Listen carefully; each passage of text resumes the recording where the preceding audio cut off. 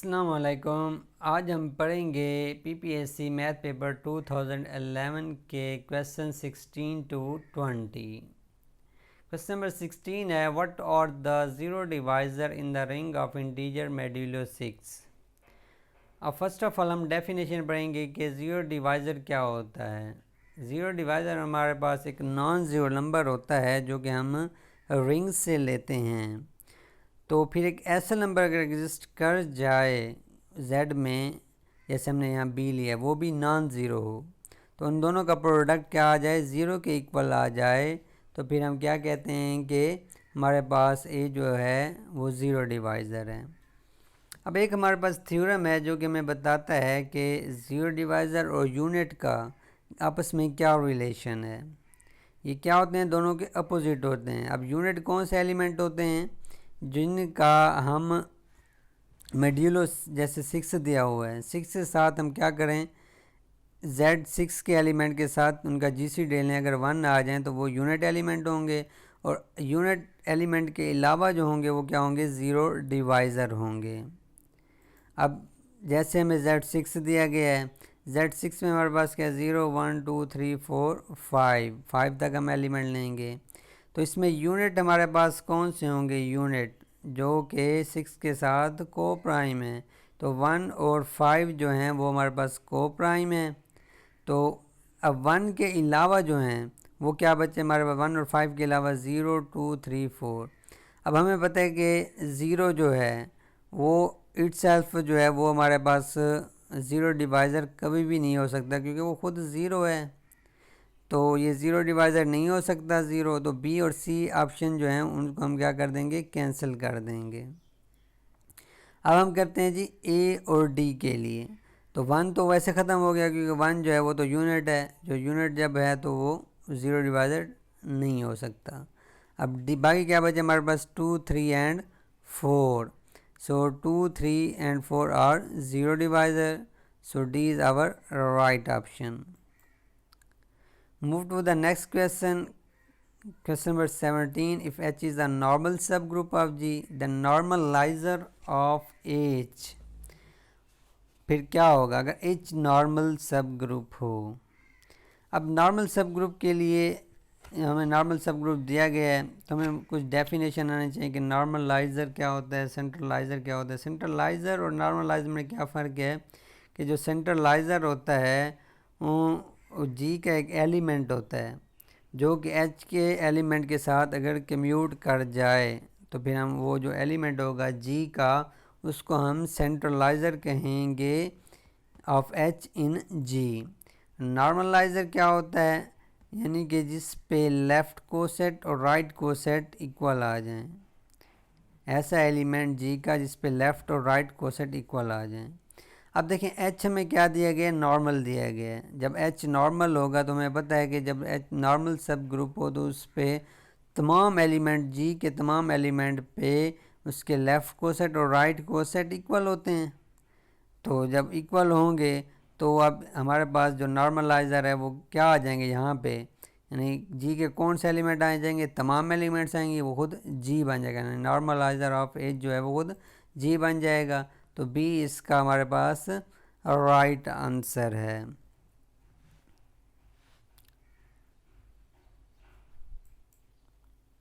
Move to the next question, question number 18.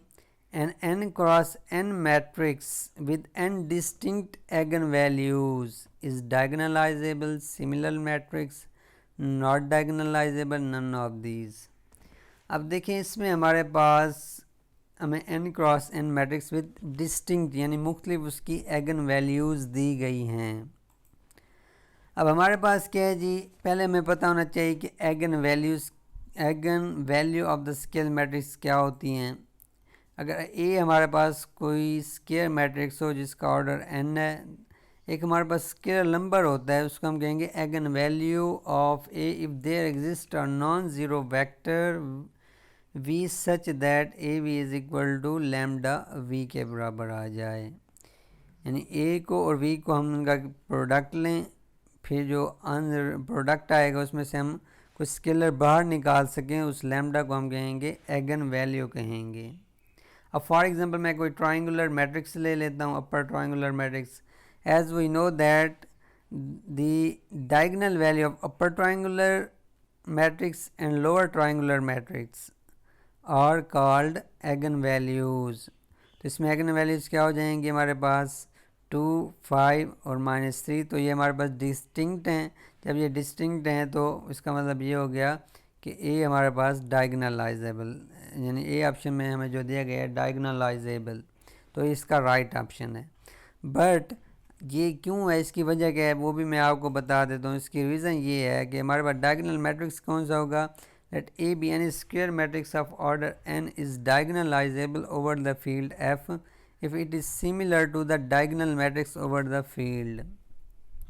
अब इसका हमारे पास एक और भी मेथड होता है इसको फाइंड करने का. अगर हमें एगन वेक्टर्स हमें कोई अगर मैट्रिक्स दिया गया हो तो उसको हम क्या करते हैं, हर एगन वैल्यू के करस्पॉन्डिंग एगन वेक्टर निकालते हैं, उसका एक मैट्रिक्स बनाते हैं P. तो फिर हम क्या करते हैं जी, हम क्या करते हैं ए मैट्रिक्स को P A into P inverse वो एक मैट्रिक्स आएगा D. अगर वो डायगनल आ जाए तो फिर हम कहते हैं डायगनल है. यहाँ तो हमें जस्ट एक यानी कि एक स्टेटमेंट दी गई है, हमने उसको प्रूव करना है. अब हमारे पास होता क्या है जी कि सम इम्पोर्टेंट रिजल्ट हैं डायगनल मैट्रिक्स के लिए कि मैट्रिक्स कोई कब डायगनल होगा. इसमें हमारे पास 3 कंडीशन है कि let A is any square matrix have distinct eigen value then A is diagonalizable. Second है if arithmetic multiplicity is equal to geometric multiplicity then A is diagonalizable. और थर्ड क्या है जी, if dimension of v is equal to n and a has a linearly independent eigen vectors. Means इसका मतलब क्या है कि हमारे पास कोई मैट्रिक्स है जिसकी एगन वेक्टर जो हैं करस्पॉन्डिंग एगन वैल्यू और लीनियरली इंडिपेंडेंट है, कि जो हमारे पास एगन वेक्टर हैं वो क्या है हमारे पास लीनियरली इंडिपेंडेंट है. अब हम जो सेकंड केस में दिया गया है कि अरिथमेटिक मल्टीप्लिसिटी और ज्योमेट्रिक मल्टीप्लिसिटी होती क्या है और ये कब इक्वल होती हैं. अब हमारे पास सॉरी अरिथमेटिक नहीं, अलजेब्राइक मल्टीप्लिसिटी. तो अलजेब्राइक मल्टीप्लिसिटी क्या है, if lambda is the eigen value of the matrix A the algebraic multiplicity of lambda is defined multiplicity of lambda as a root of characteristics polynomial of A. अब इस चीज़ का मतलब क्या है, इसको हम एक करेक्टरिस्टिक पोलिनोमियल लिखते हैं. जैसे हमें मैट्रिक्स दिया गया है तो इसकी करेक्टरिस्टिक पोलिनोमियल क्या होगी, हमें पता है इसके एगन वेक्टर्स जो हैं एगन वैल्यूज़ जो हैं 2, 5 और -3 होंगी. तो ये करेक्टरिस्टिक पोलिनोमियल बन गई हमारे पास. अब इनकी जो हमारे पास ऊपर रूट यानी पावर होती है उसको हम क्या कहते हैं, अलजेब्राइक मल्टीप्लिसिटी. अब लैम्डा 1 क्या हमारे पास 2 है तो इसकी अलजेब्राइक मल्टीप्लिसिटी 1 होगी. 5 के लिए भी 1 होगी क्योंकि lambda -5 whole raised to power 1 है. तो लैम्डा 3 इज इक्वल टू -3 तो इसकी अलजेब्राइक मल्टीप्लिसिटी भी 1 होगी.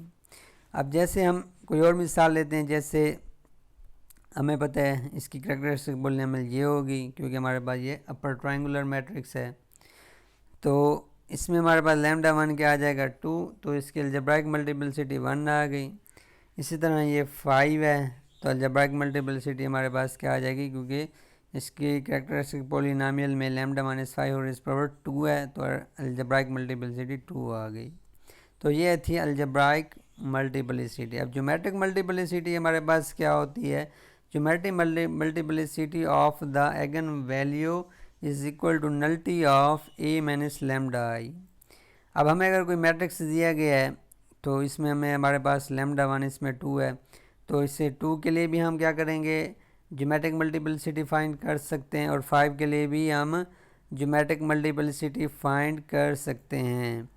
तो 2 के लिए हम चेक कर रहे हैं तो अगर हम इसे थोड़ा सा यानी कि इसे ट्रांसफॉर्मेशन लगाएं तो हमारे पास लास्ट रो जो है वो 0 हो जाएगी.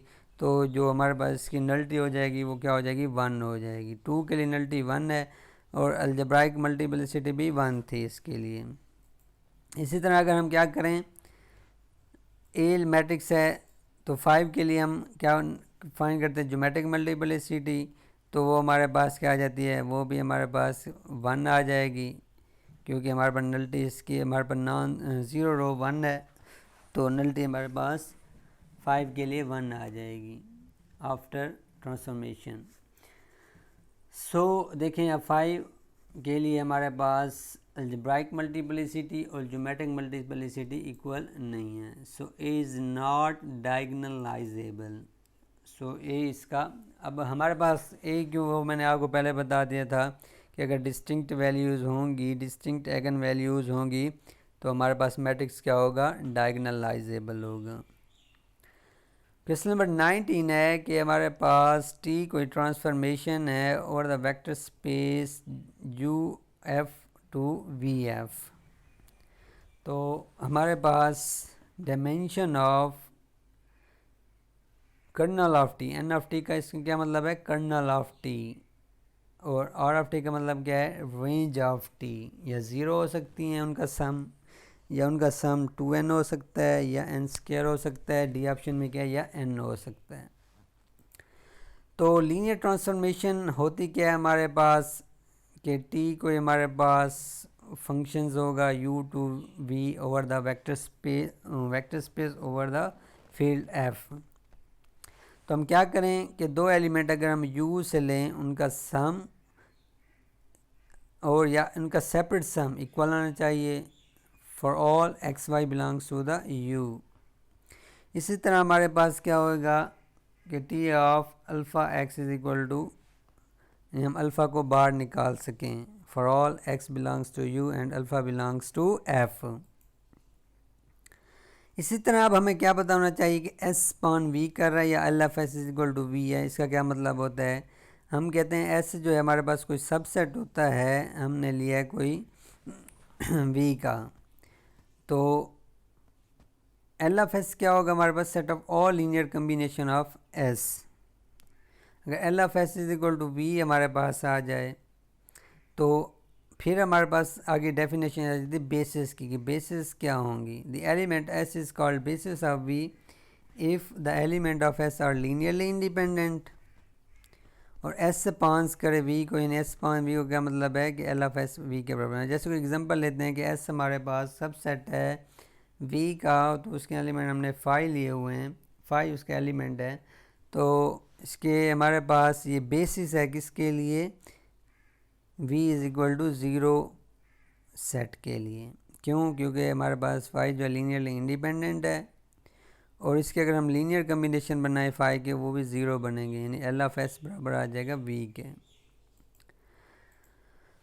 अब डायमेंशन ऑफ वेक्टर स्पेस क्या होंगे, let v be the finite dimension vector space, then number of element n in any basis of v of f is called the dimension of v of f। उसको हम dimension कहेंगे। जैसे for example dimension of r 1 होंगी, dimension of r square 2 है, यानी अब r square is equal to क्या मतलब है, जैसे हम देखें कोई स्टैंडर्ड हमारे पास जैसे एलिमेंट हैं, स्टैंडर्ड वेक्टर हैं 1 0 और 0 1, नॉन ज़ीरो वेक्टर्स हैं, ये लीनियरली इंडिपेंडेंट भी हैं और हम इनके लीनियर कम्बिनेशन बना के और स्क्वायर के तमाम एलिमेंट फाइंड कर सकते हैं।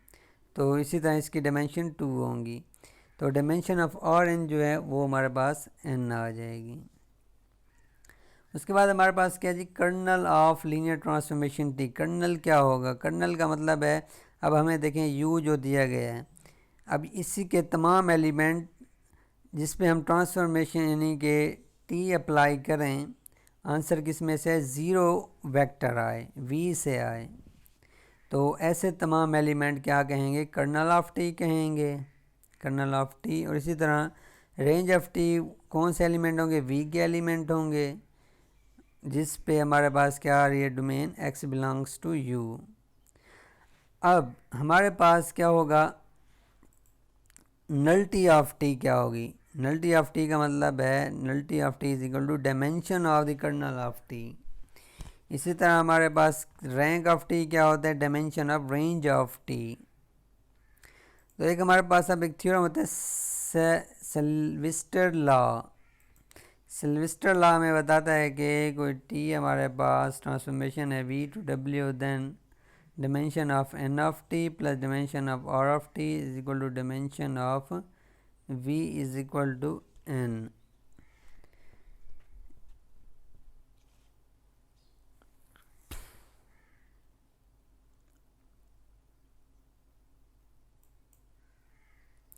तो डी इसका राइट ऑप्शन हो जाएगा। क्वेश्चन नंबर 20 है the dimension of the row space और column space of a matrix is called dash of the matrix, basis, null space, rank, dimension. Row rank या कॉलम रैंक हमारे पास क्या होता है, the dimension of the row space is called row rank and dimension of the column space is called column rank.